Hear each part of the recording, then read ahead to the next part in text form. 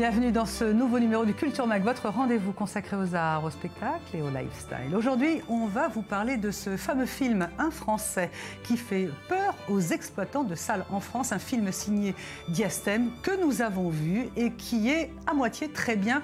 On vous dira pourquoi. Dans ce journal également, l'humour qui prend le relais dans le phénomène Alia, ces juifs de France qui, nombreux, ont décidé de venir vivre en Israël. Eh bien, ces juifs font désormais l'objet de pièces de théâtre et de one-woman show. C'est drôle, acide et peut-être cathartique. Et puis, nous vous ferons découvrir une jeune chanteuse. Elle s'appelle Yael Dekelbaum, une sorte de Johnny Mitchell ou de Alanis Morissette à l'israélienne. Et elle a joué pour nous dans le studio musique du Culture Mag. Vous écouterez ça. Voilà pour le sommaire. Merci de nous être fidèles. Alors, que se passe-t-il dans ce cinéma bleu, blanc, rouge? On était tout content après Cannes et voilà, catastrophe. Le film Un Français est tué dans l'œuf avant même d'être sorti sur les écrans. Les exploitants de ce film ont peur.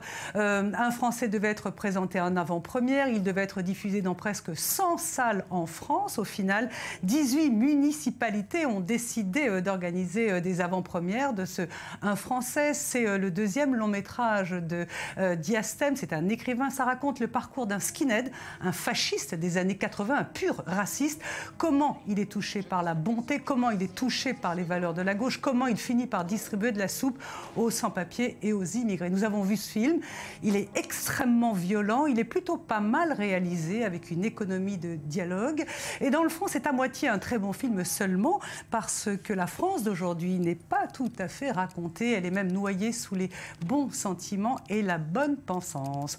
Diastème refuse de communiquer pour le moment. Il regrette, dit-il, cette montée de haine sur les réseaux sociaux. Il voulait faire un film de paix, un film de cinéma, c'est ce qu'il a écrit sur son blog. Une page Facebook de soutien au film Un Français circule sur le net. On ne sait pas s'il va sortir comme prévu le 10 juin. Ceci nous entraîne sur cela, c'est de la société encore, mais cette fois ça se passe en Israël. Le phénomène de l'Alia commence à sortir du strict cadre politique et sociétal pour entrer dans la sphère culture et ça, c'est un indicateur de tendance. L'Alia, ce sont ces juifs qui ont décidé de quitter la France pour Israël car ils ne se sentent plus en sécurité. Eh bien, ils font l'objet de spectacles comiques. Alors on rigole, on se moque, mais qu'est-ce que ça donne? Sandy Fortis et David Bombin sont allés enquêter. On en a beaucoup parlé depuis les attentats de janvier. L'Alia, l'immigration des Juifs en Terre Sainte, est en plein boom. En 2014, 7231 Juifs de France se sont installés en Israël, un chiffre qui a doublé en moins de 10 ans. Raison politique, fait de société, le phénomène est en plein essor et il s'immisce même dans la culture. Aujourd'hui, on retrouve l'Alia sur les planches. Sans dire bonjour, ni s'il vous plaît, ni merci. Pour certains, c'est un projet d'avenir, pour d'autres, c'est un souvenir, pour beaucoup, c'est un rêve et pour quelques-uns, il peut se transformer en cauchemar. Alors, l'Alia sur scène, ça donne quoi? 4h10 Comment ça 10 Mais oui, oh, le coucou retarde de 10 minutes. Ah non, c'est pas possible. Tout à l'heure, quand je suis passé devant la gare Saint-Lazare là, de Tel Aviv, là. La Tarama, ouais. Couple sous haute tension raconte un face-à-face entre deux couples français, l'un jeune sur le point de se marier, l'autre bien établi en pleine crise de la quarantaine. Une situation déjà difficile à laquelle s'ajoute le chamboulement d'un emménagement en Israël. Cette version, elle est faite sur mesure pour les personnes d'Israël parce qu'on parle de l'arrivée, de effectivement, déjà le quotidien en général est lourd. Voilà, et en plus, quand on change de vie, d'autant plus. L'Alia, elle a un petit rôle dans cette pièce, oui, parce que l'Alia, elle rajoute déjà aux difficultés des couples, aux difficultés du quotidien, elle rajoute encore quelques difficultés supplémentaires, parce qu'il faut, comme on dit dans la pièce, il faut s'adapter, il faut trouver du travail, il faut gérer tout un tas de problèmes administratifs qu'on n'avait pas, il faut gérer la langue, il faut gérer tout un tas de choses. Donc effectivement, ça peut rajouter, l'Alia souvent rajoute des petits problèmes dans les couples. Et puis il faut aussi s'adapter à une autre culture très différente de la culture française. Résultat, malentendus, ratages, incompréhension, un terreau idéal pour l'humour et la satire. Vous l'aurez compris, c'est pas forcément évident tous ces méandres culturels. Et parfois, t'aimerais juste pouvoir t'acheter un GPS de la société israélienne. Dans 200 mètres, veuillez klaxonner sans raison. Ces différences culturelles, c'est justement le thème choisi par Judith Mergui pour son premier One Woman Show. C'est une merveilleuse expérience, l'Alia, mais elle est pleine de réalité et des fois on a des choses auxquelles on ne s'attend pas. Et dans ce spectacle, cette jeune fille qui monte en Israël avec plein d'idées et d'attentes. Tel Aviv, ville de la drague, me voilà! Elle va tout simplement découvrir certaines réalités du quotidien, liées à la culture, liées aux différences de mentalité. Attends! Toi, l'Israélien s'en fout. Non mais je veux dire, il s'en fout de tout. Non, attends, tu m'as pas bien compris. Même de s'en foutre, il s'en fout. La confrontation à la société israélienne, tous les nouveaux immigrants, en l'occurrence français, l'ont vécu en arrivant. Voir sur scène ce qui leur est arrivé ou ce qui pourrait leur arriver les fait évidemment sourire. Un public conquis d'avance. Et ils en demandent. Merci.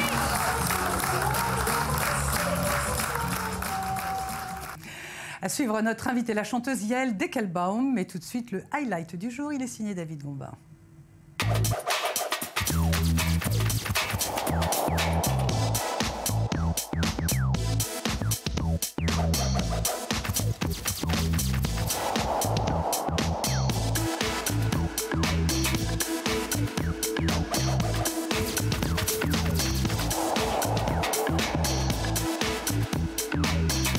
Paul Bury, d'abord peintre du surréalisme avant de devenir le sculpteur de l'art cinétique. Pour marquer les 10 ans de la mort de l'artiste belge, l'espace Fondation EDF à Paris a réuni parmi les plus marquantes œuvres de sa carrière prolifique. Plus de 80 sculptures, installations, ces fameuses fontaines ou encore ces maquettes et photographies permettent de retracer le parcours de cet amoureux des courbes et du mouvement. Après des courts séjours aux États-Unis, le Belge choisit de s'installer à Paris tout en exposant dans les plus renommées galeries de son temps. Une expo réalisée grâce à la complicité de Velma Bury qui a partagé la vie de l'artiste plus de 40 ans durant. Une expo incontournable pour les admirateurs de Paul Bury.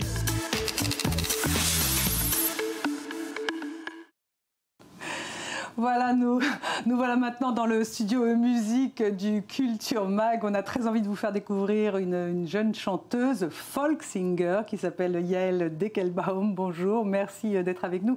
Elle mérite un succès international exactement comme Yael Naïm, comme Rif Cohen, comme Tal. Elle sort son 3e album et elle va jouer pour nous en live à la fin de cette petite interview. Alors bonjour Yael Deckelbaum, merci d'être avec nous. Vous êtes la fille d'un folk singer qui s'appelle David et vous avez commencé à jouer avec lui à quel âge? J'ai commencé à jouer lorsque j'avais 3 ans, je pense. Il m'a fait monter sur scène et je lui tenais les jambes jusqu'à ce que je grandisse et que je puisse attraper le micro et commencer à chanter. Alors là, vous sortez votre 3e album qui s'appelle Enoch. Vu votre parcours musical, c'est quoi? C'est un album de rap, de classique, de rock, de folk? En fait, mon 3e album est très acoustique. Je le définirais comme un peu plus folk. Mais il contient différents genres, un peu de R&B, un brin de soul. Mais en fait, c'est surtout du folk New Age, comme j'aime l'appeler. But mostly it's just kind of new age folk, I like to call it, because it's Wow, c'est spécial. Yael, ce 3e album contient des paroles à la fois en hébreu et à la fois en anglais. Est-ce que c'est nécessaire pour toucher un public international ou est-ce que c'est une façon pour vous d'exprimer d'autres émotions dans une autre langue que la vôtre, l'hébreu? J'aime savoir ce que le public aime dans ma musique. C'est juste très naturel pour moi de chanter à la fois en hébreu et en anglais, parce que j'ai grandi avec ces deux langues. Quand j'étais enfant, je chantais principalement en anglais, donc j'ai décidé de ne pas séparer les deux langues. Alors, je disais tout à l'heure, vous avez, malgré votre jeune âge, je persiste à dire que vous êtes très très très jeune, même si vous m'avez dit hors studio que non, vous n'étiez pas si jeune que ça. Malgré votre jeune âge, vous avez une très très riche expérience derrière vous. Vous avez donc commencé à 3 ans. À 16 ans, vous avez gagné un prix dans votre pays, un prix national de musique. Et puis, bingo, le Philharmonique d'Israël vous a demandé de jouer pour un hommage aux Beatles. Est-ce que vous pouvez nous raconter ça? C'était extraordinaire. Eh bien, j'étais presque à la fin de mon service militaire dans le groupe musical musicale de l'armée. Et pour une raison que j'ignore, on m'a appelé pour participer à ce spectacle. Un hommage aux Beatles avec Sir George Martin et le Philharmonique d'Israël. Historique, hein, C'était très palpitant, quelque chose d'énorme qui m'est arrivé. Et c'est là que j'ai rencontré Shlomo Artzi. C'est comme ça qu'il m'a découverte. Ah oui, c'est comme ça que vous avez rencontré Shlomo Artzi. Oui, et par la suite, il m'a appelé pour faire un duo avec lui. Et c'est vraiment comme ça que j'ai commencé ma carrière, avec des grands projets et toutes ces belles choses qui me sont arrivées. Ah, je chantais Obladi, Oblada. Oblada, life goes on, la la, the life goes on. I did that, and also I did Voilà, et j'ai aussi chanté Live and Let Die. Ah, elle est belle cette chanson. Et après, on a tous chanté à la fin Hey Jude.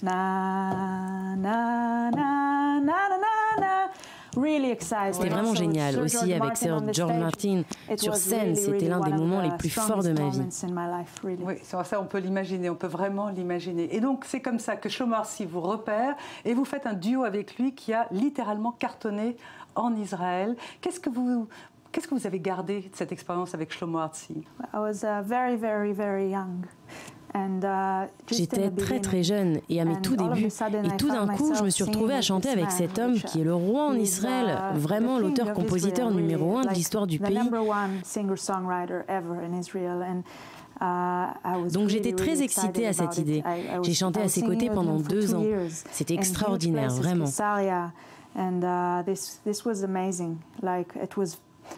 En fait, un peu trop pour moi à encaisser, parce que je manquais d'expérience.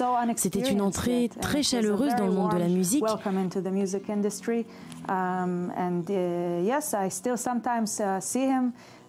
Je continue à le voir de temps en temps et il aime beaucoup ce que je fais. Il apporte beaucoup de chaleur à ma musique et c'était un très beau cadeau de faire partie de ce projet. It was really a big present to be a part of what oui, bien sûr. On est vraiment très content de vous avoir dans ce studio parce que vraiment, avec tout ce que vous avez fait, vous méritez vraiment un grand succès international parce qu'une autre corde que vous avez à votre arc, c'est un trio féminin que vous avez créé, Abanot Nechama, si je ne me trompe pas. Qu'est-ce que c'est? C'est du militantisme, c'est du féminisme ou c'est juste 3 copines, enfin 2 copines avec lesquelles vous entendiez bien? Well, Abanot Nechama, Eh bien, Abanot Nechama, c'est avant tout de très bonnes copines. On traversait toutes des périodes difficiles de nos vies lorsqu'on s'est mis ensemble. On a commencé à jouer chez nous, à la maison, pour se soutenir les unes les autres. Nechama, ça veut dire consolation. Notre musique apporte de la consolation. Et c'est comme ça que ce groupe est né, de ce besoin de réconfort naturel. Et nous, on a apporté ce soutien au public. C'était vraiment l'idée.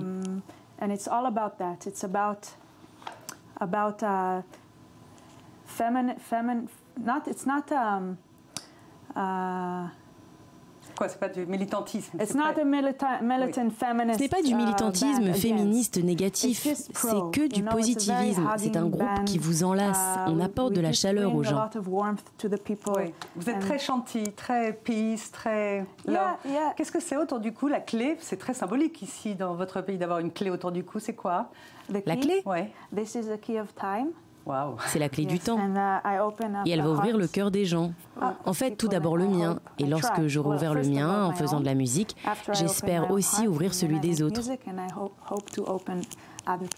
Bon, c'est très joliment dit. Merci beaucoup Yael Dekelman. On va vous laisser maintenant jouer pour nous. Quel morceau? Je vais jouer une chanson qui s'appelle La chanson des anges. Merci beaucoup. C'est la fin de ce Culture Mag. On écoute Yael Dekelman. Nous, on se retrouve demain à la même heure, juste après la chanson d'Yael. C'est l'info qui continue sur i24 News. Merci. Merci. Thank you Merci beaucoup.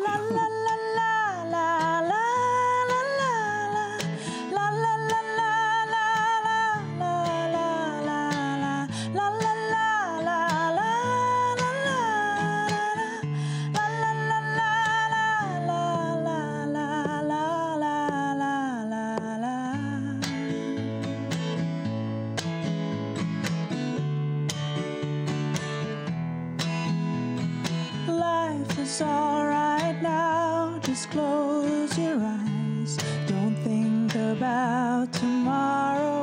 Let your ancient sorrows gently slide out of sight. 'Cause I know your heart, and I know your soul, and I know the secrets that you hold. and I know your face, and I see your grace, and I see something in you that you don't. There's paradise in you, darling. Can you feel the bigger light?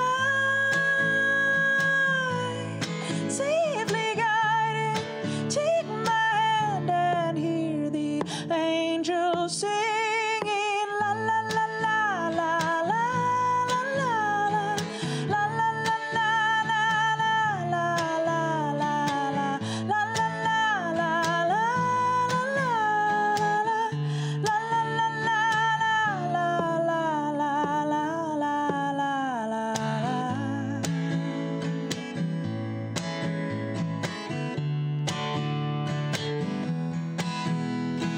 True, there were some injuries long ago that kept you from shining, ice that held you safe beneath the snow won't let you go.